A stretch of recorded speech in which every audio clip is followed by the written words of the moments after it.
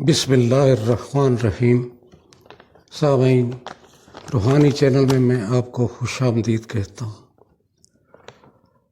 اپنی والدہ سے غیر معمولی محبت رکھنے والا نجیب الطرفین نوجوان سعد بن ابی وقاص، جو اس وقت صرف 17 سال کے تھے، اپنے وجود میں پختہ عمر والوں کی بردباری اور دانشمندی اور بوڑھوں جیسی دانائی اور دور اندیشی سمیٹے ہوئے تھے۔ ان کو ان بچگانہ کھیلوں سے کوئی رغبت نہ تھی جن میں ان کے ہم عمر نوجوان غیر معمولی دلچسپی لیتے تھے۔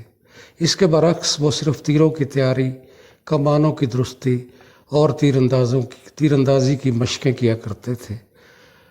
وہ اپنی قوم کی اس بد عقیدگی اور ذبح حالی پر انتہائی بے چین اور بے اطمینانی محسوس کر رہے تھے۔ ایسا محسوس ہوتا تھا کہ وہ کسی مضبوط، دور اندیش اور مہربان ہاتھ کے منتظر ہیں جو لوگوں کو ان تاریکیوں سے نکال لے۔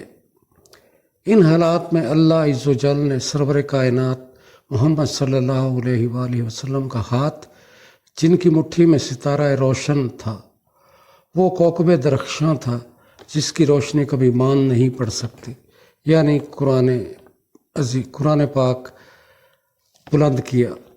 سعد بن ابی وقاص نے حق اور ہدایت کی اس للکار کے بلند ہوتے ہی کسی تاخیر کے بغیر اس پر لبیک کہا۔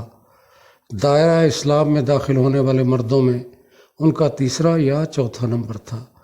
بعض اوقات وہ بڑے فخر کے ساتھ یہ کہا کرتے تھے کہ 7 دن تک میں اسلام کا تیسرا حصہ تھا۔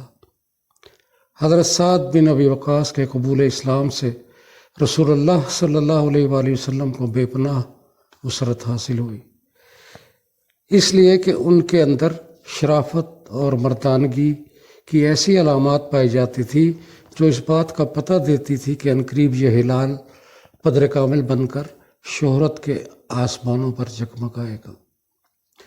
حسب اور نسب کے لحاظ سے ان کو معاشرے میں جو بلند مرتبہ حاصل تھا، وہ مکہ کے نوجوانوں کو اس بات پر ابھار رہا تھا کہ وہ بھی ان کے راستے کو اپنائیں۔ ایک روایت میں ہے کہ رسول اللہ صلی اللہ علیہ وآلہ وسلم چند صحابہ کرام کے ہمراہ تشریف فرما تھے۔ آپ نے سامنے سے حضرت سعد بن ابی وقاص کو آتے دیکھ کر فرمایا، یہ میرے ماموں ہیں، ایسا اگر کسی کا ماموں ہو تو مجھے دکھائے۔ حضرت سعد کا قبول اسلام اتنی آسانی کے ساتھ نہیں گزر گیا، انہیں سخت آزمائش کے دور سے گزرنا پڑا۔ ان کی آزمائش کی سختی کا یہ عالم تھا کہ اللہ تعالیٰ نے ان کے متعلق قرآن نازل فرما دیا۔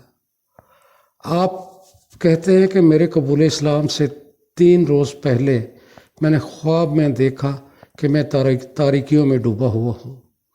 اچانک ایک چاند میرے سامنے نمودار ہوا، میں اس کی طرف چل پڑا۔ میں نے دیکھا چند آدمی میرے آگے آگے اس طرف جا رہے تھے۔ میں نے دیکھا کہ وہ زید بن حارث، علی بن ابی طالب اور ابو بکر صدیق رضوان اللہ علیہم اجمعین تھے۔ اس کے بعد میں آپ کو تلاش کرتا ہوا جہاد کی گھاٹی میں پہنچا تو آپ عصر کی نماز پڑھ کر فارغ ہوئے تھے، چنانچہ میں ان کے ہاتھ پر مسلمان ہو گیا۔ ان تینوں آدمیوں کے علاوہ اور کوئی پہلے مجھ سے اسلام نہ لایا تھا۔ میرے قبول اسلام کی خبر سنتے ہی میری ماں سخت ناراض ہوئی۔ مجھے اپنی ماں سے بے پناہ محبت تھی۔ اس نے اپنے غیظ و غضب کا اظہار کرتے ہوئے کہا، سعد، یہ کیسا دین تم نے اختیار کر لیا ہے؟ خدا کی قسم تم اپنے اس نئے دین کو ترک کر دو، ورنہ میں کھانا پینا چھوڑ کر خود کو ہلاک کر دوں گی۔ میں نے کہا، ماں ایسا نہ کرو، کیونکہ میں کسی بھی قیمت پر اپنے دین کو ترک نہیں کر سکتا۔ لیکن میری ماں نے کھانا پینا سب چھوڑ دیا۔ مسلسل فاقہ کشی کی وجہ سے اس کا جسم دبلا ہو گیا، ہڈیاں کمزور ہو گئی اور اعضاء ڈھیلے پڑ گئے۔ میں تھوڑی دیر کے بعد ان کے پاس جاتا اور کہتا، ماں کچھ کھا لو، مگر وہ قسم کھا کر کہتی، یا تو تم اپنا دین چھوڑو یا میں اپنی جان دے دوں گی۔ سعد نے کہا، بے شک میں تیرے ساتھ شدید محبت رکھتا ہوں، لیکن اللہ اور اس کے رسول کی محبت تیری محبت سے بھی زیادہ ہے۔ اگر تیری 1000 جانیں ہوں وہ بھی سب ایک ایک کر کے تیرے اندر سے نکل جائیں تب بھی میں اپنے دین کو نہیں چھوڑ سکتا۔ آخر کار وہ اپنی ضد سے باز آ گئی۔ اس موقع پر اللہ تعالیٰ نے اپنا یہ قول نازل فرمایا، ترجمہ بیان کرتا ہوں۔ اور اگر وہ تجھ پر دباؤ ڈالیں کہ میرے ساتھ کسی ایسے کو شریک کرو جسے تو نہیں جانتے تو ان کی بات ہرگز نہ مان اور دنیا میں ان کے ساتھ نیک برتاؤ کر۔ سامعین، غزوہ بدر کے موقع پر حضرت سعد بن ابی وقاص اور ان کے چھوٹے بھائی عمیر بن ابی وقاص نے جو موقف اختیار کیا وہ بڑا قابل دید تھا۔ حضرت عمیر اس وقت ایک کم سن نوجوان تھے۔ جنگ کے لیے روانگی سے قبل جب رسول اللہ صلی اللہ علیہ وآلہ وسلم نے مجاہدین کا جائزہ لیا تو حضرت عمیر اس وقت آپ کی نگاہوں سے چھپنے کی کوشش کر رہے تھے، لیکن آپ نے ان کو دیکھ لیا اور ان کو واپس کر دیا۔ حضرت عمیر اس وجہ سے رونے لگ گئے۔ آخر آپ نے ترس کھا کر ان کو جنگ میں شریک ہونے کی اجازت دے دی۔ اجازت مل گئی تو حضرت سعد بن ابی وقاص خوش اپنے بھائی کے پاس گئے اور اپنے ہاتھ سے ان کی کمر میں تلوار باندھی، اور جب جنگ ختم ہوئی تو حضرت سعد اپنے بھائی عمیر کو خون شہادت میں لت پت میدان بدر میں چھوڑ کر اللہ تعالیٰ سے ان کے اجر کی امید لیے تنہا مدینہ واپس لوٹے۔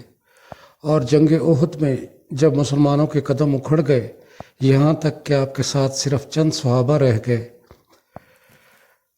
تو حضرت سعد بن ابی وقاص ڈٹ کر اپنی کمان سے رسول اللہ صلی اللہ علیہ وآلہ وسلم کی مدافعت اور حفاظت کرتے رہے۔ حضرت سعد بن ابی وقاص کو اس شان سے تیر اندازی کرتے دیکھا تو آپ صلی اللہ علیہ وآلہ وسلم نے پکارا، تیر چلاؤ، تیر چلاؤ سعد، میرے ماں باپ تم پر قربان ہوں۔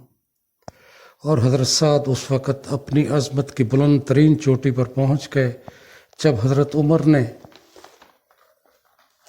صحابہ کرام سے مشورہ کیا کہ ایران کی فتح کے لیے اس عظیم الشان لشکر کی قیادت کس کے سپرد کی جائے، تو سب نے یک زبان ہو کر شیر وفا حضرت سعد بن ابی وقاص کا نام لیا۔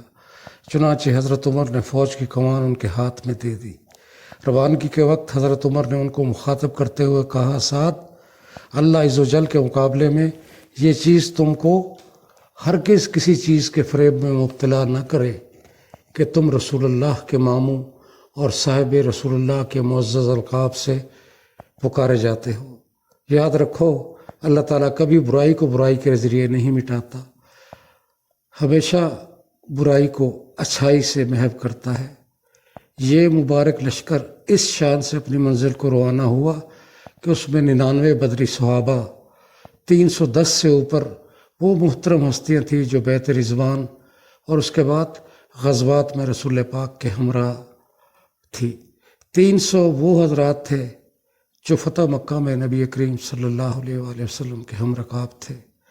حضرت سعد مدینہ سے روانہ ہو کر قادسیہ پہنچے اور وہیں پر خیمہ زن ہو گئے۔ یوم حریر کے موقع پر مسلمانوں نے ایرانیوں پر فیصلہ کن ضرب لگانے کا عزم بالجزم کیا۔ سامعین، یوم حریر وہ دن جو جنگ کا تیسرا دن تھا، اور شدت جنگ اس قدر تھی کہ تلواروں کی جھنکار، تیروں کی سنسناہٹ اور گھوڑوں کی ہنہناہٹ کے سوا کوئی دوسری آواز نہ سنائی دیتی تھی۔ مجاہدین اللہ اکبر کے نعرے لگاتے ہوئے ایرانیوں کے صفوں میں گھس گئے اور ایرانی سپہ سالار رستم کو قتل کرنے میں کامیاب ہو گئے۔ انہوں نے اس کا سر نیزے پر اٹھا لیا، اور اس کے بعد ایرانیوں کے دلوں پر مسلمانوں کا رعب اس طرح مسلط ہوا کہ ایک مسلمان سپاہی کسی ایرانی کو اشارے سے اپنے پاس بلاتا اور بعض اوقات اسی کی تلوار سے اس کا کام تمام کر دیتا۔ ایرانی مقتولین کی تعداد کا اندازہ آپ اس بات سے لگا سکتے ہیں کہ صرف دریائے قادسیہ میں ڈوب کر مرنے والوں کی تعداد 30,000 تھی۔ اللہ تعالیٰ نے حضرت سعد بن ابی وقاص کو عمر طویل اور مال کثیر سے نوازا، مگر جب ان کی وفات کا وقت قریب آیا تو انہوں نے فرمایا ورثا سے کہ مجھے اسی جبے میں کفنانا جو میں نے جنگ بدر کے موقع پر پہنا ہوا تھا، اور میں اسی جبے میں اللہ تعالیٰ کے سامنے پیش ہونا چاہتا ہوں۔ اللہ عز و جل ان کے درجات بلند فرمائے۔ السلام علیکم ورحمۃ اللہ وبرکاتہ۔